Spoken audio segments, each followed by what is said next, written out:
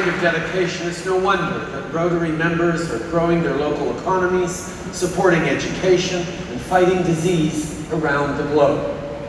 Your engagement, which encourages people of all ages to get involved, helps families in need right here at home. And the time and energy you devote to long-term projects has an incredible impact for people around the world.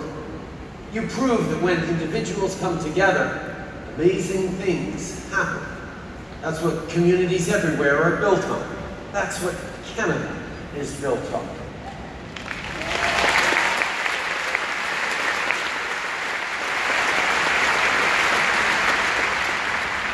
And we're fortunate here in Canada.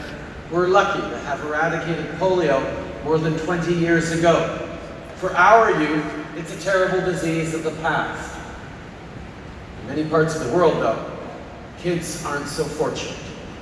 For them and for their parents, polio is still a tragic reality. But we can do something about it. Lors du sommet du G7, j'ai rencontré les autres dirigeants pour discuter de la façon dont nous pouvons favoriser une croissance qui profite au plus grand nombre. Et c'est dans ce contexte que nous avons réitéré notre engagement à éradiquer la poliomyélie. C'est clair que la vaccination est un élément central de la solution et je me permets de souligner le rôle de taille qu'a joué une Canadienne dans la production de masse du vaccin contre la poliomyétique. Je parle de la docteure Leon Farrell. At the G7 summit, I met with other leaders to discuss how we can create an economy that works for everyone. When we were there, we recommitted to eradicating polio. And it's clear. Get applause for eradicating polio. And we can get applause for eradicating polio in Canada 20 years ago. You know, Rotary was a huge part of that. See, it's clear that vaccination is a key part of the solution. It's a solution that Canadians helped create, like Dr. Leon Farrell, who played a key role in pioneering the mass production of the polio vaccine.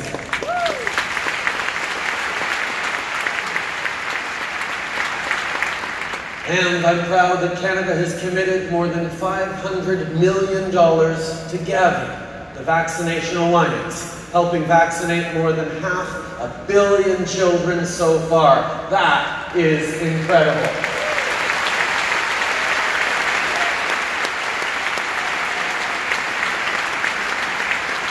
Because supporting young people, both boys and girls, is the best investment we can make for our future.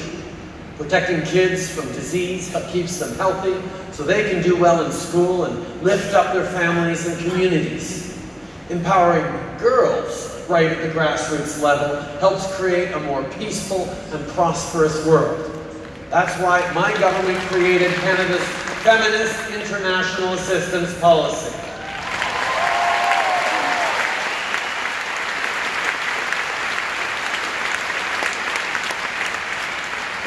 Our approach puts gender equality at the center of all our international work.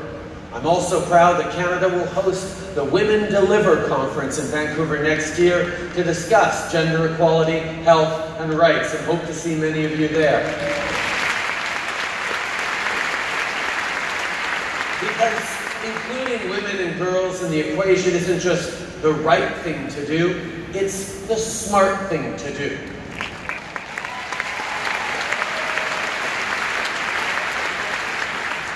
Women frontline workers can access households to vaccinate kids, and recruiting local women increases trust.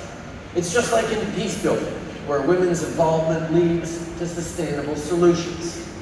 In fact, most people don't know this, but my government's ELSI initiative on women in peace operations is named after women's rights pioneer and polio survivor, Elsie McGill.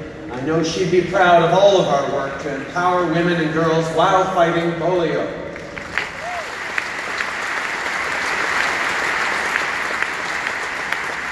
And my friends, let there be no doubt that we are winning the battle against polio.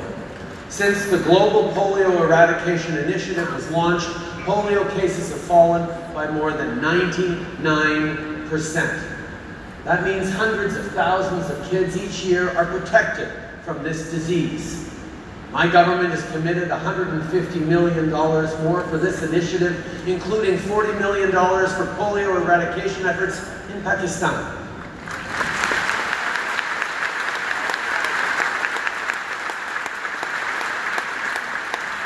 As a leader, I'm proud that Canada is the third largest donor to this initiative. As a dad, I feel like every parent does, that protecting our children is our most important duty. Yes.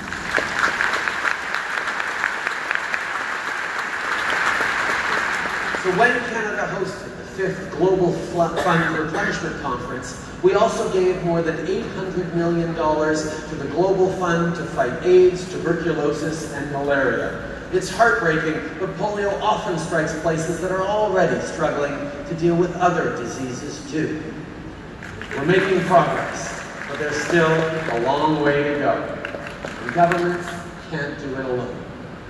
The help of people like you is what gets us closer to ending polio and other devastating diseases. Rotary International is making a difference as a top donor and a partner of the Global Polio Eradication Initiative.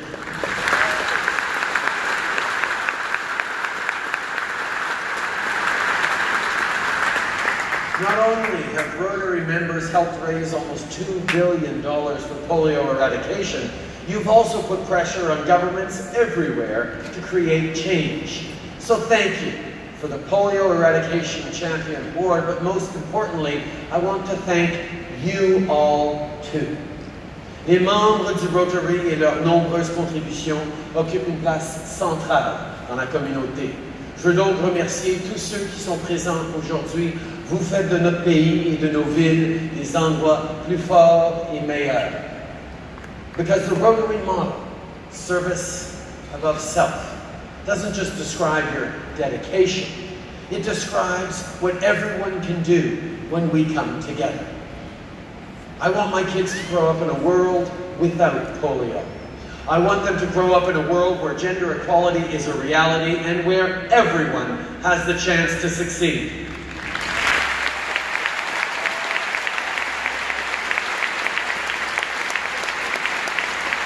Together, I know we will make that happen. Together, we will build a better world. Thank you all so much. Merci beaucoup, mes amis.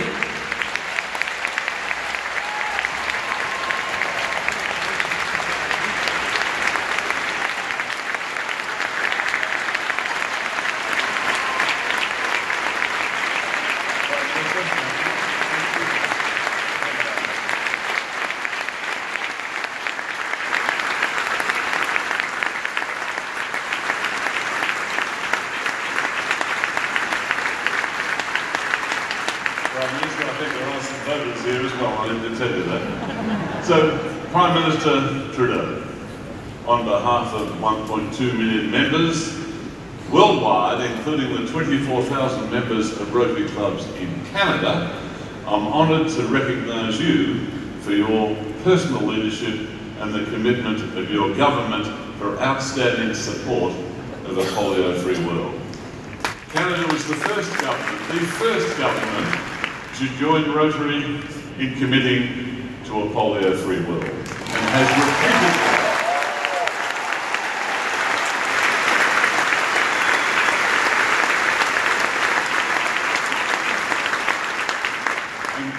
has repeatedly demonstrated its commitment to polio eradication, just as you said before. Just 1 year ago, Marie-Claude Guibot joined Rotary at its 2017 International Convention, the equivalent of this last year in Atlanta, where she announced a pledge of 100 million Canadian dollars for polio eradication on the occasion of the centennial of our Rotary Foundation.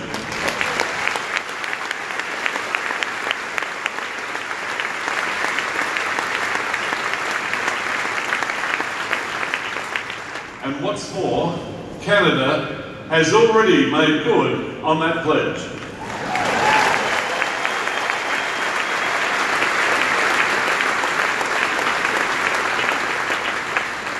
And just 2 weeks ago when you hosted Leaders of the World, you led the way in ensuring that polio remains a top global health priority.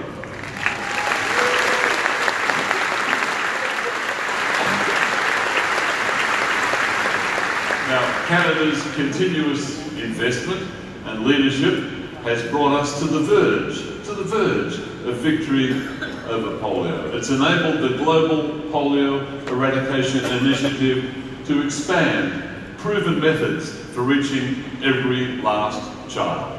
And this includes investment in the female health workers, who are playing a key role in reaching children and families who have been displaced or who are living in areas of insecurity.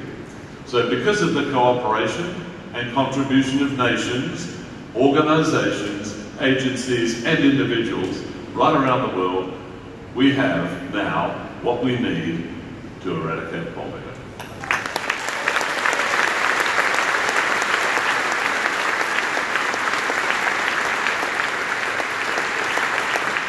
We have the tools to succeed in the form of a safe, effective vaccine. We've learned how to reach every last child, including those living in the most complex and challenging of places. And most importantly of all, we have partnership, without which we could never have come to where we are now and could never hope to reach the end. So Prime Minister, we are grateful for your partnership, your personal commitment, sir, to polio eradication and your nation's long-standing support of this historic effort. And we promise that we'll continue to do our very best to live up to that confidence for the benefit of the world's children now and forever.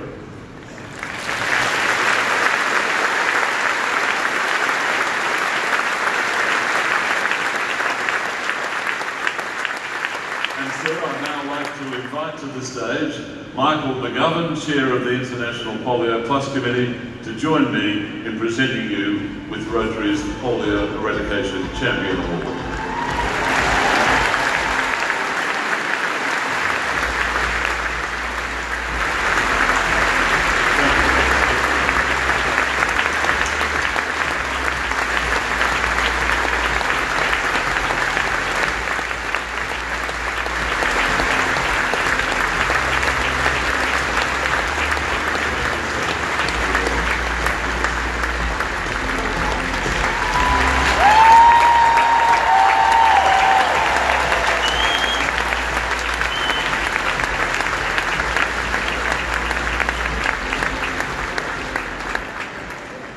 Friends and family of Rotary, thank you for attending today's 4th General Session. If there's anything you've been meaning to do or see at the convention today, today's the day. If there's anyone you haven't seen or met, go and meet them. Please consult your program books or the convention app to find out about today's breakout sessions and activities in the House of Friendship.